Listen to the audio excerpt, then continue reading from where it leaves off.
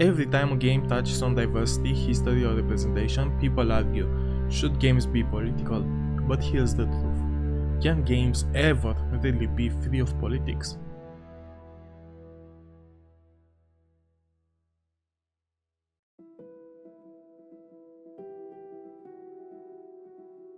The concept of political correctness has influenced nearly every form of media for decades, shaping language and social interactions. Unsurprisingly, its effects have also reached the gaming industry and the field of artificial intelligence.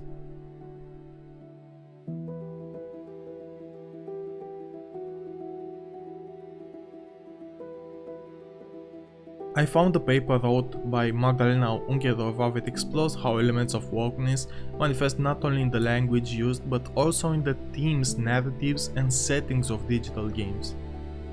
The paper examines several examples from modern games to show how political correctness interacts with commercialization, sometimes successfully, sometimes not. The debate around whether games should be political really took shape as wokeness, or social awareness. It started influencing mainstream culture. Like every creative industry, gaming couldn't stay untouched, but wokeness didn't arrive quietly. It entered the space built on fantasy, competition and escape, a world where people from every background play for different reasons. Some gamers welcomed more diversity and social consciousness, others felt indifferent, and the loud portion rejected it entirely. Why? Because for many games are about immersion and authenticity. If a developer adds a person of color in a feudal Japan environment, some see it as a necessary step towards inclusion, others call it forced. But here's the irony. The push for wokeness didn't come from nowhere. It came as a response to years of toxicity, misogyny and exclusion within the gaming culture itself. From slurs in voice chats to sexualized female characters, gaming had a long-standing issue with representation, both on screen and in communities. Research points out that while about half of gamers today are women, the industry still markets mainly to a narrow audience, young straight white men. For decades, that image dominated both marketing and design. The stoic white male hero, the hypersexualized woman, and the tokenized person of color. So when developers started introducing diversity, women soldiers, queer protagonists, non-white leads, some saw it as progress, others saw it as pandering. And this is where the cultural war began. Should games reflect reality as it was, or the world as it could be?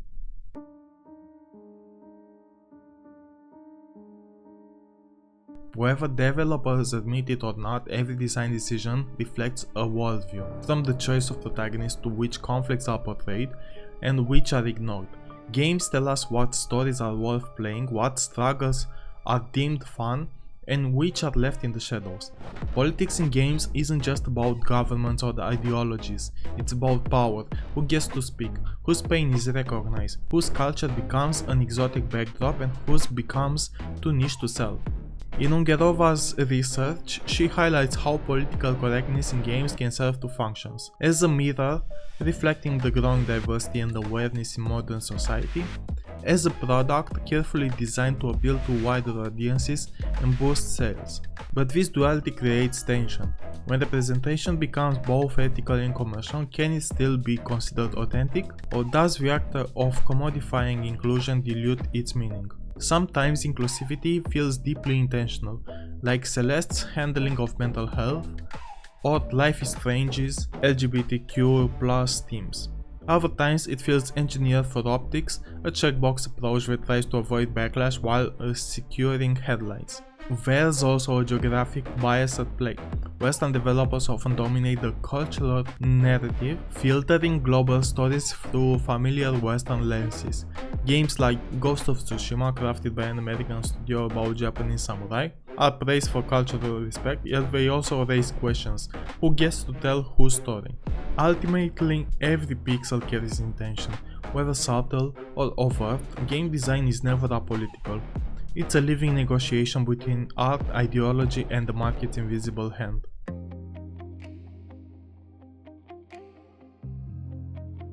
This is where the convention ties back to something much bigger than just a representation: the modern digital economy.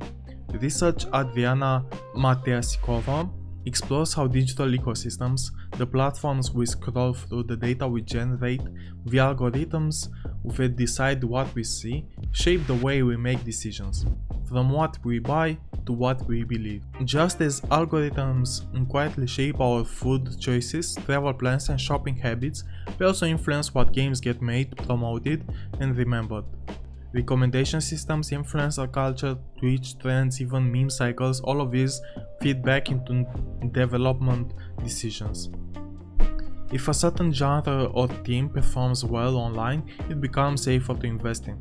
If it sparks outrage, that's not necessarily bad either, because controversy drives clicks. So, in a way, political expression in games becomes a product of digital capitalism.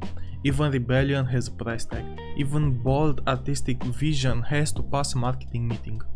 When a studio decides to include or exclude a theme, it's rarely just about ideology. It's about risk management, it's about audience metrics, quarterly forecasts, and the narrative that will best fit the publisher's brand image. Every game idea is filtered through a kind of invisible spreadsheet, one that weighs profit, engagement, and potential backlash side by side. That doesn't mean developers don't care, many do deeply.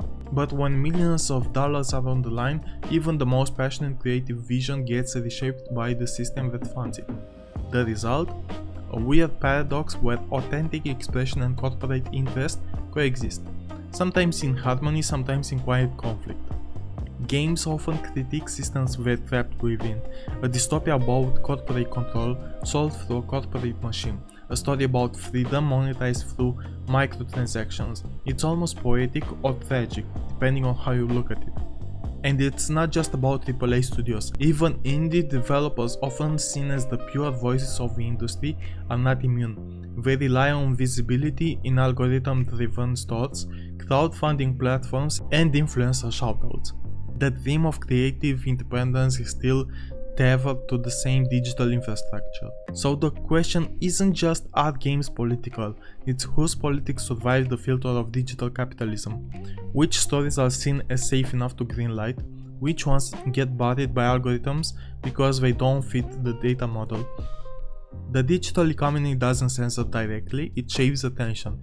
And in a world where attention equals money, that shaping is everything. A political game might not be silenced, but it can easily be outperformed, outfunded, and outtrended.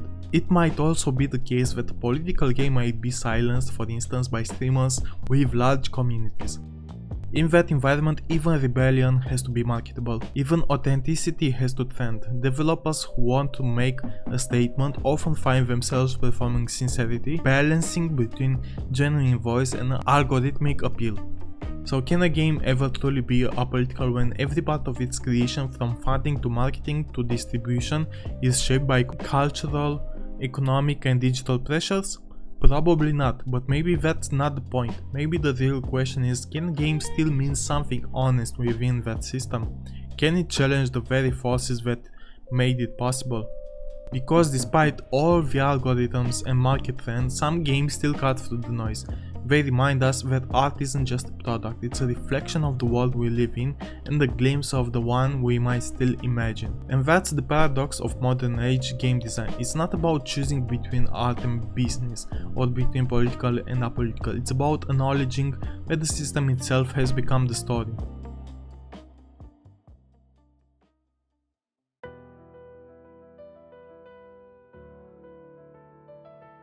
The irony is that politics in games doesn't just live in the story. It also exists in how players interpret it and how they react. Two players can experience the same scene in completely different ways. One sees social commentary, the other just sees a cool fight scene, and both are in their own way right. That's what makes games such a fascinating cultural medium. They're not just stories you consume, they're stories you co-create. Every dialogue choice, every route you take, every moral decision you make is participation. Games aren't just political texts, they're participatory politics. When a film presents a political message, you can debate it, sure, but you can't change it. With games, you can literally act it out, you embody it, you reinforce or resist it through gameplay.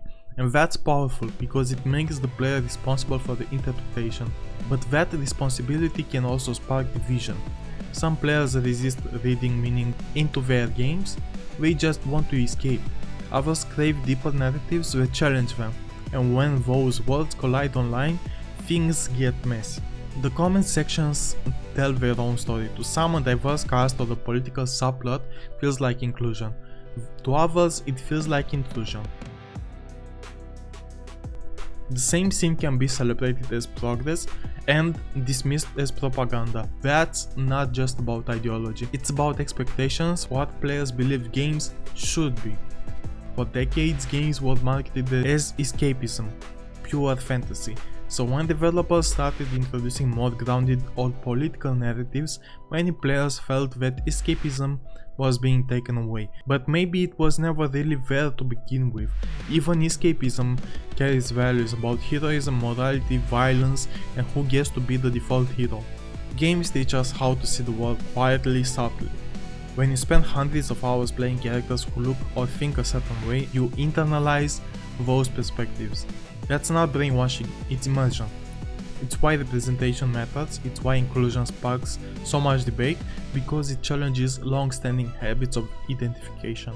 And here's the twist, even when players claim to reject politics in games, their reactions to them are political acts. Arguing that games shouldn't be political is itself a political stance, a defense of what's considered normal or neutral. This illusion of neutrality, the idea that games can exist in a vacuum, separate from culture, is comforting. It promises a world where entertainment is just entertainment. But that's not how art works. Every decision, from the color palette to the soundtrack, reflects someone's worldview. Even silence in a story is a statement. So when fans fight online about wokeness or agenda, they're not really fighting about games, they're fighting about ownership, about whose version of the world games are allowed to reflect. Because for many, games aren't just entertainment, they're identity, community, even comfort. When that space changes, it can feel like a personal loss, and that emotional connection is what makes gaming culture both beautiful and volatile. In the end, the politics of games live not only in their code or their scripts or their art direction, but in the people who play them. Every discussion, every meme, every angry thread becomes part of the narrative. Developers may create the world, but players define what it means. And that's the heart of it. Games are living arguments. They evolve every time we pick up the controller, whether we agree, reject, or reinterpret. We're engaging in politics simply by playing. And maybe that's what makes gaming the most democratic art form of all, a space where everyone participates in the meaning, even when they swear that just for the fun.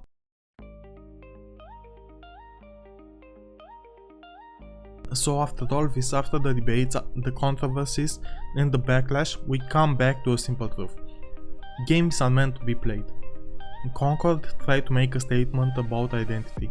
Dustbound turned activism into gameplay. Black Myth Wukong celebrated cultural pride.